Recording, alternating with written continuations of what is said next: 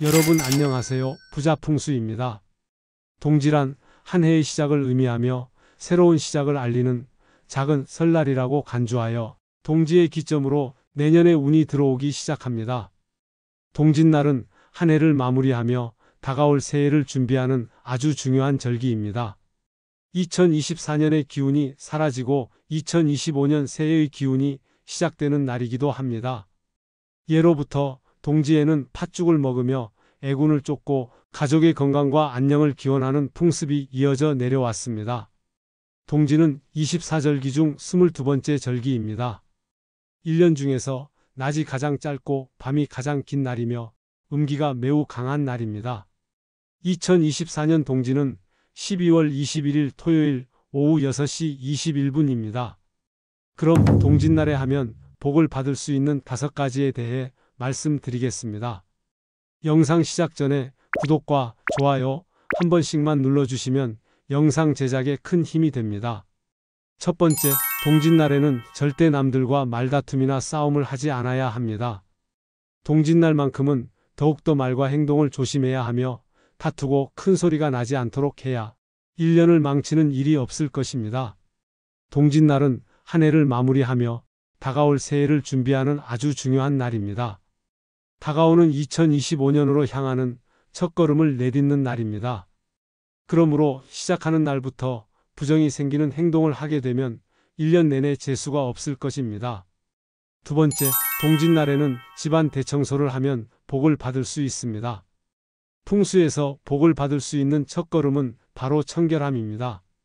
동지는 새해가 시작되는 날이기도 하니 좋은 운기를 받기 위해서는 반드시 집안이 잘 정리정돈되어 있어야 하며 깔끔하게 집안을 청소를 해야 2025년에 좋은 기운을 받을 수 있는 것입니다. 치우지 않고 쌓여있는 잡동사니와 먼지들은 집안의 흐름이 정체되고 나쁜 애군이 집안에 쌓여있는 것과 같습니다. 그러니 1년 내내 묵어있던 나쁜 애군을 없애고 싶다면 집안에 생기를 불어넣기 위하여 동지 전에는 반드시 집안 대청소를 해야 집안의 번영과 복을 받을 수 있습니다. 세 번째, 동짓날에는 양말과 수건을 선물하면 복을 받을 수 있습니다. 과거에 우리 조상님들은 동짓날이 되면 복을 비는 의미로 어머니와 시어머니 등 어른들에게 옷이나 버선을 만들어서 선물하는 풍습이 있었습니다.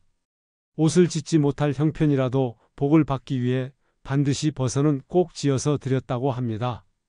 이를 동지연말이라고 합니다. 동지는 음기가 너무나 강한 날이기에 건강이 약하신 어른들에게 문제가 생길 수 있어 양기가 강한 양말을 선물하였던 것입니다. 양의 기운이 강한 양말을 집안에 나이가 든 어른들이나 아이들에게 선물을 하는 것이 좋습니다. 또한 새수건을 선물하는 것도 좋습니다. 새수건 또한 양의 기운이 강하여 음의 기운이 강해서 일어날 수 있는 그 어떠한 불행과 해를 입지 않도록 해줍니다. 동지에 양말이나 새수건을 선물을 하게 되면 복을 받게 되어 올 한 해가 제대로 마무리가 되고 내년 한 해를 멋지게 맞이할 수 있을 것입니다. 네 번째, 동짓날에는 자식까지는 자지 않아야 복을 받을 수 있습니다. 예로부터 동지에는 자식까지 가족들이 잠을 자지 않고 이야기를 하고 부스럼을 하며 시간을 보내는 것이 풍습이었습니다. 동짓날 잠을 자면 눈썹이 하얗게 변한다고 전해 내려왔습니다. 이는 행여 귀신들의 해가 우리 가족들에게 나쁜 영향을 미칠까봐 염려되어서 그러하였다고 합니다. 음기가 극에 달하면 양기가 생겨나게 되니 이 양의 기운은 새로운 복의 기운이고 번영의 기운인 것입니다.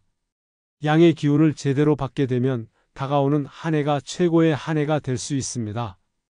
음기가 강한 날이기에 더욱더 강한 양기가 생성될 수 있습니다.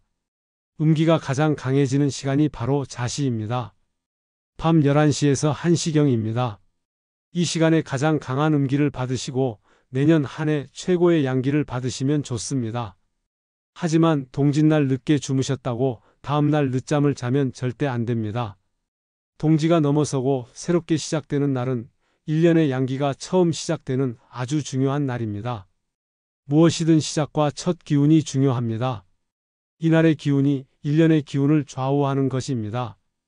동짓날은 자시가 지나서 잠을 자고 다음 날에는 부지런하게 일찍 일어나서 첫 양기를 받으며 하루를 시작하는 것이 좋습니다.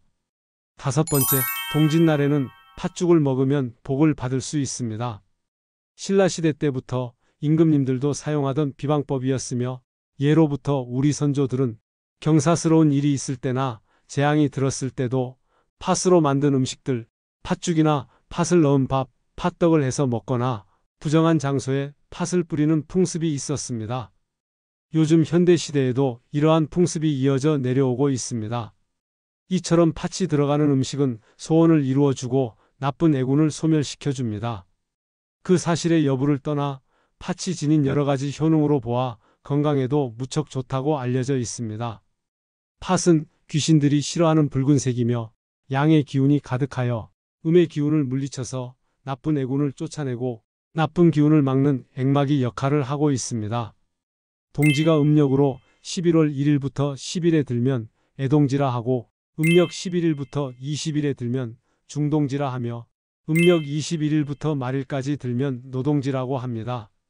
동지가 음력 11월 10일 안에 드는 애동지에는 어린 아이들에게 좋지 않은 일이 생겨 나쁘다고 하여 팥죽을 먹지 않았습니다.